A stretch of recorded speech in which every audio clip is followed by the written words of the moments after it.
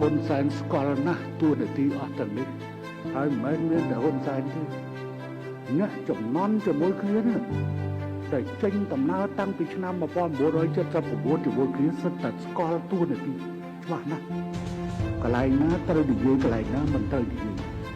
យើងបានដកខ្លួនចេញពីរដ្ឋាភិបាលហើយ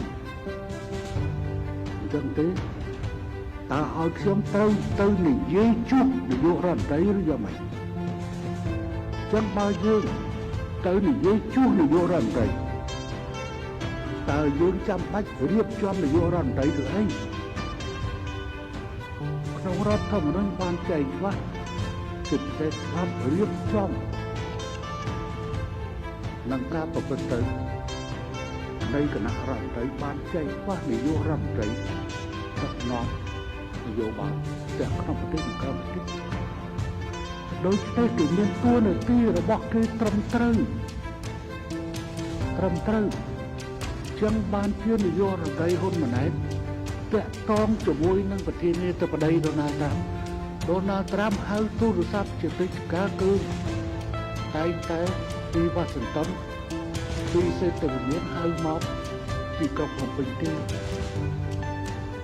ព្រោះយើងមិនអាចហៅទៅនោះទេពីនោះហៅត្រឡប់មកវិញនិយាយស្រួលនៅក្នុងតំណែងនោះនៅពេលវេលារបស់វិទ្យាល័យប្រាំ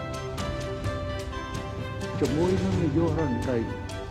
កាន់បាទី2ក៏ត្រូវតំណែងមកគ្នា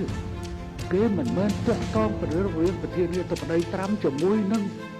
ប្រធានព្រឹទ្ធសភាហ៊ុនសែនណាឬក៏នាយករដ្ឋមន្ត្រីម៉ាឡេស៊ីជាមួយហ៊ុនសែនណាអំណាចវាបែងចែកអញ្ចឹងតែអ្វីបានខ្លួនធ្វើជាល្ងងឬក៏ខ្លួនត្រូវប្រើវិធីហ្នឹងដើម្បីនឹងបង្អាប់បន្តបង្អាប់ចឹងទេក៏សូមជូនបញ្ជាក់ត្រឡប់ទៅវិញហើយវិធីនៃបញ្ហាដែលពាក់ព័ន្ធជាមួយនឹងយុទ្ធសាស្ត្ររបស់រដ្ឋាភិបាលខ្ញុំគិតថាគេធ្វើត្រូវតែខ្ញុំបង្ហោះសារមួយថាការប្រមូលនេះជាការប្រមូលផលក្តៅរដូវនៃយុទ្ធសាស្ត្រស្ងៀមតែមិនស្ងាត់តែមិនស្ងៀម